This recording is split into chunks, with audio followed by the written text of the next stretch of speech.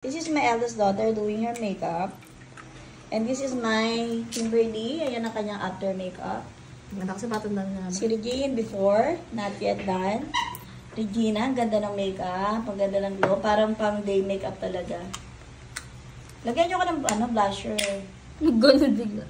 And then this is Ate Mela. Can I see your makeup? Wala. Wow. Simple as beauty. Ako, lagyan ako ng blusher. Hindi ako papayag na wala akong blusher. Lagyan nyo ako ng blusher. Ano ba nalagay? Yan. So, dito nila inuubos ang pera nila. Dito dapat light lang.